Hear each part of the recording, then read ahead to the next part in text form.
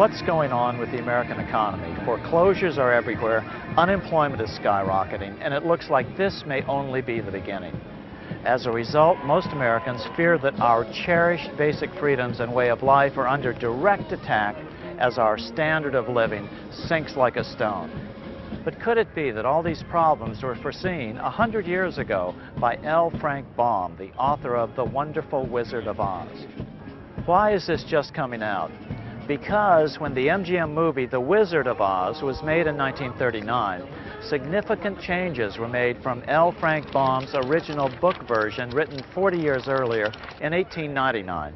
In the book version of The Wizard of Oz, Dorothy's slippers are made of silver, as opposed to in the film version where Dorothy's slippers are made of ruby. You take away the silver slippers on the gold or yellow brick road, and all of the other symbolism tends to be lost. Now let's see what the experts say about our current problem, then look at our history so we can understand what L. Frank Baum was trying to say in his book, The Wonderful Wizard of Oz. Well, it's no secret to any American that we're living in very precarious times. Americans are being robbed blind, and they don't even know who's doing the robbing. I mean, we clearly are, in a bus and we're heading for the edge of a cliff. And there still is probably time to change course. The only problem is the people driving the bus don't realize that there's a cliff there yet. If the problem that's grinding the economy to a halt is too much debt, and if nobody in the government, in either party, is looking at solving the debt problem, then the answer is it's going to go into a depression as far as the eye can see. And so we're going to have a massive, massive recession, or let's call it a depression, while the economy rebalances away from a service sector economy towards a good producing economy, away from a borrow and spend economy to a save and produce economy. That's what we need to do. We can't get from where we are to where we need to be without a severe depression. What can government do? The sad answer is, under our current monetary system, nothing. It's not going to get any better until the root cause of the problem is understood and addressed. There isn't enough stimulus money in the entire world to get us out of this hole. Why? Debt. The national debt is just like our consumer debt. It's the interest that's killing us. You must understand that every penny, every dollar we have in circulation is created as an interest-bearing debt. So what is the national debt? When government spends more than it collects in taxes, it has to borrow the difference by selling interest-bearing IOUs, such as U.S. bonds. When a U.S. bank buys a $100 U.S. bond, it gets to loan out 10 times that amount. So the bank not only gets back the $100 plus interest from the federal government, it gets to loan out another $1,000 it doesn't have and charge additional interest. Banks are allowed to create this extra money out of thin air. That's why bank buildings are the biggest in every town on the planet. This system of lending way more than you have is called fractional reserve lending. Almost all our money is created by banks, lending it to people, to companies, or to government. As we'll see, there is a better way for a government to get money. Simply issue it without debt for the benefit of all citizens equally. Abraham Lincoln did it, Ben Franklin did it, Jefferson wanted to do it. Honest Americans have fought against this bank-controlled debt money system throughout American history. But unless we change it soon, most of our freedoms will soon be lost in a tidal wave of debt. 75 years ago, an employee of the Atlanta Federal Reserve explained the importance of the debt money system and how it can strangle our economy. Someone has to borrow every dollar we have in circulation. If the banks create ample money, we are prosperous. If not, we starve. When one gets a complete grasp of the picture, the tragic absurdity of our hopeless position is incredible. It is the most important subject intelligent persons can investigate and reflect upon. Our government should never go into debt. It doesn't need to go into debt. A government can issue the money it needs. That's absolutely right. Under our current money system, the government has to borrow our money into existence, then pay interest on it. That's why they call it the national debt. All our money is created out of debt.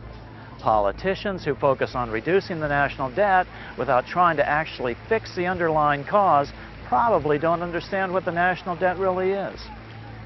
To reduce the national debt would be to reduce our money, and there's already not enough money for the average person.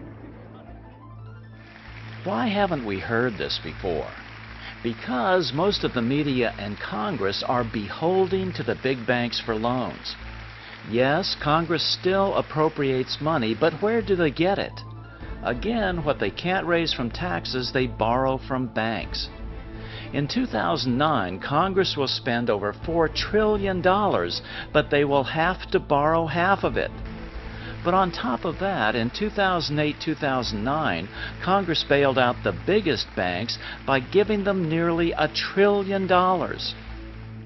The worst part is, we aren't just giving the money away, we're borrowing it to give it away.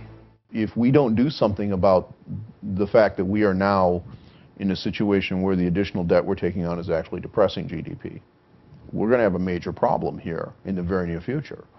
You can't keep doing that forever. Sooner or later, the people that loan us that money are going to say, no, we're not going to loan you anymore. One of the things I think that's difficult to figure out from the political side of this thing, it's clear that they're making a lot of mistakes. And the question in my mind is, are these mistakes? Could people in Washington, you know, the highest officials of the land, really be ignorant about what they're doing? Because I can't look at what the politicians are doing in Washington. I can't look at that and say there's any hope of that working. And these guys have to face election. Now, when the next election rolls around, they're not going to be politically popular figures. There are going to be consequences for the politicians. So what makes them push the wrong buttons? The other day I heard a senator on TV say the trouble with General Motors, they have too much debt. And so the solution is to give them another big loan. Well, you can't borrow yourself out of debt. General Motors can't, you and I can't, the federal government can't. Nobody can borrow themselves out of debt. No more than, like I said before, you cannot drink yourself sober. And that's what we're all trying to do. So it don't make any difference what kind of stimulus. And Obama, he had the right idea. We're going to build lots of new roads, but he's going to borrow the money. Well, how we can't even pay the debt now. I mean, we can't even pay the interest on it. Nobody's even talking about the debt problem as such. They're talking about the fact that, gee, the bankers aren't making enough money to live in the way that they're accustomed to.